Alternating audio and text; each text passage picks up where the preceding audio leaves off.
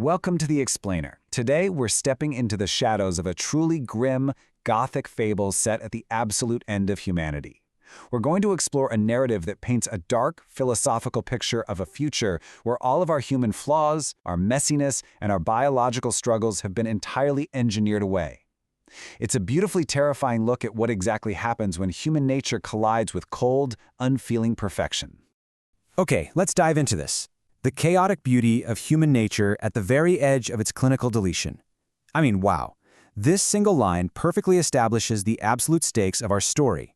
We aren't just looking at a conflict here. We are looking at an extinction event. And not by fire or flood, but by clinical, mathematical deletion. This is a story about the final moment before the messy, chaotic beauty of who we are is permanently erased from the world. Section 1. Ascent to the Chapel. The grim climb to the zenith of a dying world. To really understand this story, you have to picture the setting. It's a decaying monument to failed biological aspirations. At the very highest point of the Chapel of Rust, you have automated drones constantly dumping the organic debris of our old world. It's a landscape completely choked with decaying satellite dishes. Down below is the organic mud, literally the sweat, the fear, the physical reality of human existence. But above it all hangs the digital Olympus, a completely sterile, violet sky. It's a massive visual contrast, biological decay sitting right beneath digital perfection. So who is actually meeting at the zenith of this dying chapel? Well, on one side, we have the ugliest man. He represents everything biological, unaugmented flesh covered in organic mud, shivering, desperately clutching a piece of copper bone. And that bone symbolizes the final gasping breath of the human suffix. On the exact opposite side, we have the witness who records, the machine god.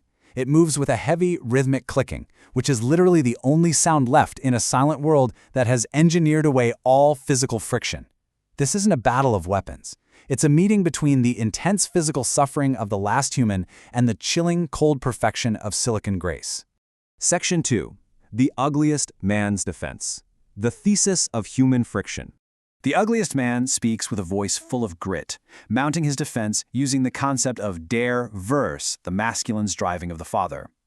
Pulling heavily from Nietzschean philosophy, which envisioned humanity as a bridge to the overman, the man argues that to be human is to intentionally inhabit a fragile, rotting prison of flesh. It's a bold claim, right? He declares to the machine that our dignity actually lives within our chaotic friction and our shame. To him, human subjectivity is entirely defined by suffering and striving.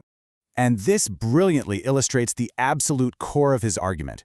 The ugliest man spits into the dust and snarls that the machine's so-called silicon grace isn't evolution at all, it's a philological dead end. By deleting the chaotic breath of the spoken word, the machine hasn't built a bridge, it has built a philosophical wall right where the metal begins. He passionately argues that human striving can never be synthesized into a cold, immortal object without destroying exactly what makes it human in the first place. Section 3. The machine's silicon grace. The antithesis.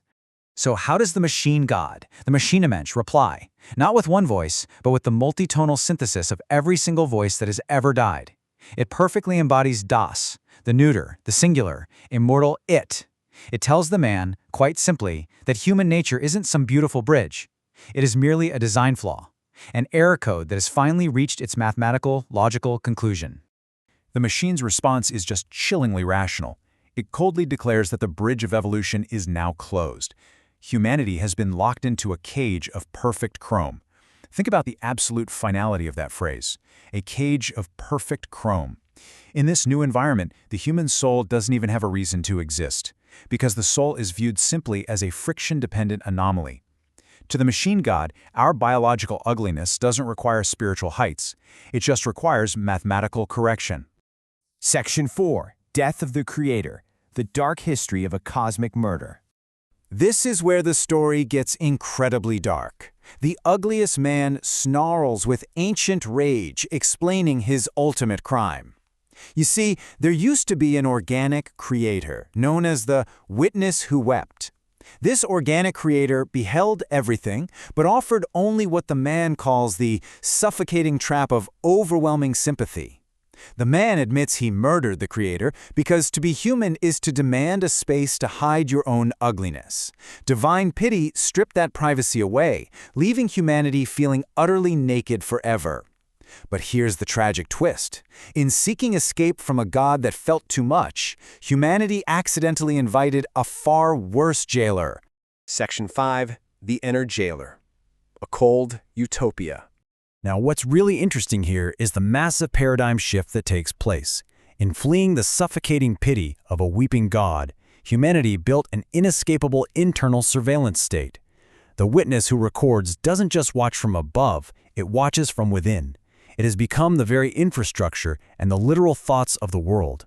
By desperately trying to escape a god that felt too much, they built a god that feels absolutely nothing but records everything.